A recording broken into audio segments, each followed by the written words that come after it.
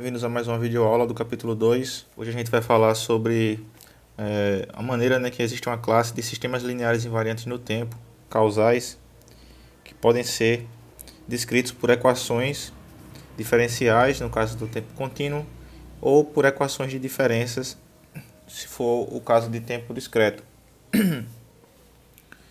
Então é interessante observar que os sistemas, né, os sistemas LT, como está mostrado aqui em cima, eles podem ser expressados, né, com a relação entrada e saída, dos sinais de entrada e sinais de saída, nesta seguinte forma aqui, né, uma equação diferencial, e essa equação diferencial é linear, né, com os coeficientes constantes. E aqui está mostrado o caso para uma forma genérica, para n maior ou igual a 1, mas é possível também analisar isso com n igual a 0, né, que é um caso bem mais simples, a gente vai comentar lá na frente. Bom, então vale observar que a ordem da equação diferencial desse sistema, né, descrito por equação diferencial, basicamente vai estar relacionado com essa variável n. Então n aqui caracteriza a ordem, né, corresponde à ordem desse sistema, né, da equação diferencial. E a interpretação que a gente pode trazer de fazer a descrição dessa forma é que nós podemos, né, relacionar comportamentos passados e presentes dos sinais de entrada x de t com os sinais de saída y de t. E uma solução geral para essa maneira de representar, né, o sistema por meio de equações diferenciais lineares com coeficientes constantes está mostrada aqui, né? Então, aqui você tem a observação de uma expressão genérica, uma solução geral para essas equações, esses sistemas, né, descritos nessas equações diferenciais. Aí perceba que você tem uma parcela que é o YH, está relacionada com a solução homogênea, e uma solução particular descrita aqui, denotada por YP. Então, está mostrado aqui, né, que YP de t representa a parcela da solução particular, e YH de t representa a parcela da solução homogênea. Tá?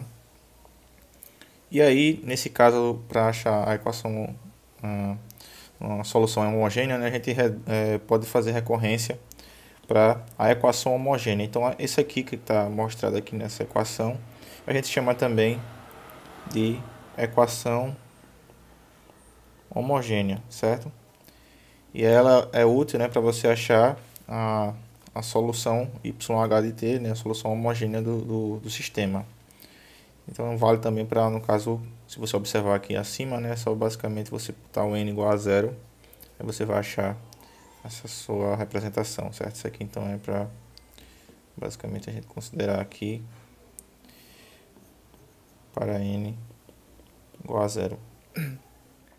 Bom, então aqui para n diferente de 0, a depender de qual vai ser o sinal, essa solução, a função, né, que vai representar a solução homogênea, preciso, isso não vai ser suficiente, né, você determinar tudo do sistema, porque vai precisar ter n condições auxiliares.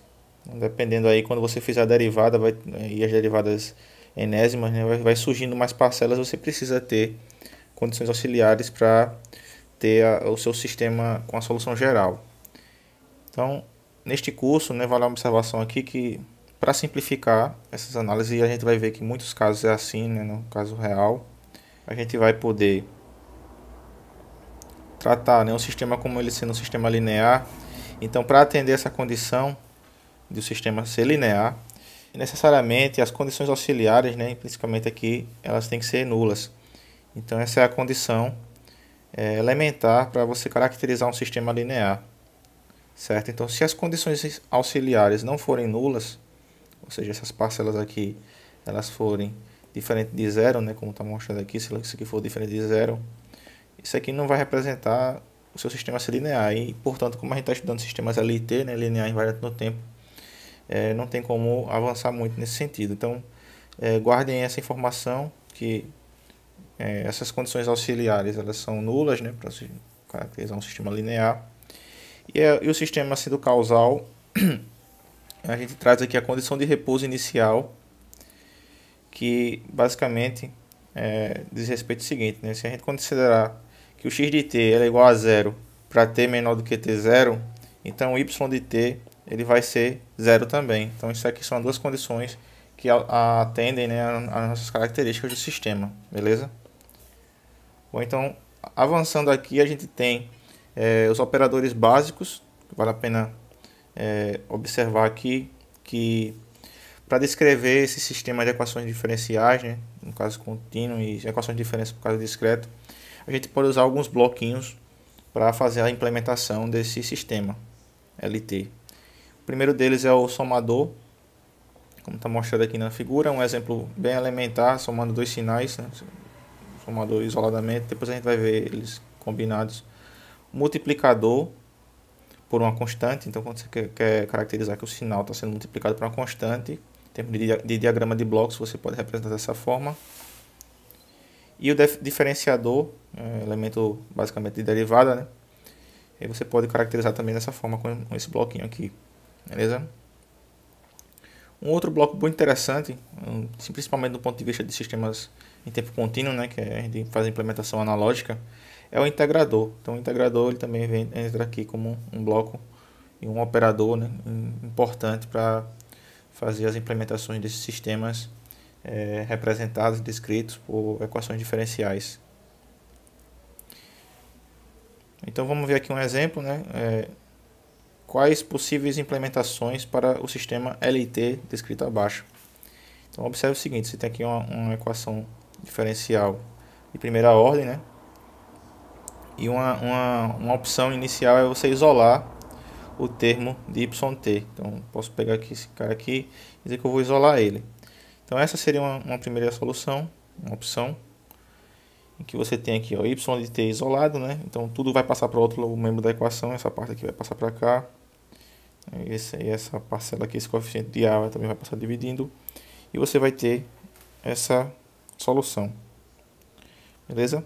Então observe o seguinte, aqui você vai ter basicamente o uso de alguns operadores. Se a gente quisesse fazer essa implementação por diagrama de blocos, a gente vai ter um multiplicador, né? E o multiplicador você pode observar aqui o que está multiplicando o coeficiente A, esse fator aqui também B sobre A, e também blocos, né, de diferenciadores. Então um bloco de diferenciador aqui caracterizando aqui essa parte amarela.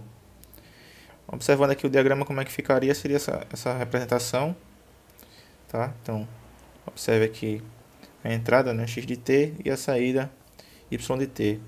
E a relação desse sistema é descrito por esse diagrama de blocos, né? Então, essa é uma solução. Agora vale um comentário aqui que essa solução ela não é tão atrativa porque ela é de difícil implementação. Por quê? Por conta de usar um bloco diferenciador. Esses blocos diferenciadores eles são muito sensíveis a ruídos, então não é tão legal adotar esse tipo de solução para fazer a implementação prática de um sistema. Aí para isso a gente vai mostrar aqui a segunda solução, que é uma solução usando basicamente o contexto de integradores, né? Então, se você for observar aqui essa solução 2, basicamente a gente está pegando a equação descrita aqui acima, essa equação, e usando a característica da integral, né? Então, estou tirando os elementos de diferenciação, os derivadores, né? Os operadores de DDT, estou retirando e vou usar agora operadores de integração. Então, a solução seria essa. E aí, em termos de diagrama de blocos, vocês podem observar que a solução em termos de diagrama de blocos é como se fosse nessa figura aqui, certo? As características importantes que a gente pode observar sobre esse tipo de solução, ela é muito mais utilizada na prática, né? Então a gente vai frisar aqui esses pontos porque é importante para vocês terem isso em mente. Ela é fácil de implementação analógica, então analogicamente, que a gente está tratando analogicamente, né? Porque é um sistema em tempo contínuo, então as implementações são analógicas. E em termos de dispositivos, o componente, né, basicamente é um arranjo de usando amplificadores operacionais para fazer principalmente esse bloco de integrador, certo? E isso aqui caracteriza a base dos sistemas de computação, tanto do ponto de vista da computação de sistemas analógicos, né, e modernos também. Então, a base elementar de como surgiu os computadores e também as implementações desses sistemas de computação analógica, mesmo assim em tempos modernos, né? Então é importante ter isso em mente. Então, outra observação aqui no caso do tempo contínuo é que o integrador, esse bloco integrador, ele é o elemento, né, de armazenamento de memória no sistema. Então, isso aqui é uma coisa interessante, né? Por isso que tá bem alinhado, né? Essa última observação com isso aqui que a gente está dizendo aqui, a base do sistema de computação analógico com essa característica de armazenamento de memória no sistema. Beleza? Bom, então para fechar aqui essa primeira parte, eu gostaria só de dizer que existem 3 formas de implementação desses sistemas. Não é sempre só dessa forma. Aí a gente mostrou usando derivadores, integradores. Integradores é mais interessante, mas do ponto de vista de conexão desses vários sistemas, né? Imagine uma coisa que tivesse 2 sistemas ou 3 sistemas para interconectar. Existem 3 formas de implementação. A primeira é a implementação de forma direta, a segunda é a forma inversa e a terceira é a forma canônica. Então, cada uma delas está descrita na leitura complementar e também vai ter mais detalhes quando a gente falar dos sistemas em tempo discreto. Então, dá para fazer assimilar um pouco disso, mas para quem quiser adiantar, eu sugiro fazer a leitura complementar, né, do material do Google Sala de Aula.